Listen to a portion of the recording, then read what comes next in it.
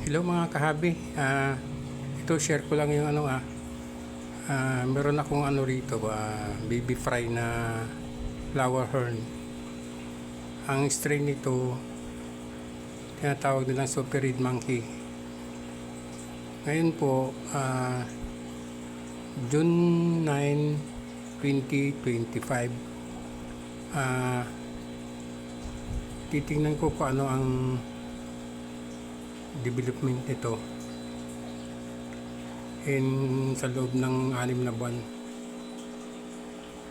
Malit pa lang siya, siguro mga wala pang 1 inch siguro to, or mga 1 inch lang siya. Share ko lang yung mahilig sa flower horn dyan. Tinatawag na super red monkey. Pwedeng pahingin na lang ng kunting palike na lang, at saka paklik na rin ng notification bell para ma-update ko rin kayo at ma-update kayo sa mga development nitong na to, flower horn na to. Sundan natin yung paglaki nila. Yun lang po, maraming salamat.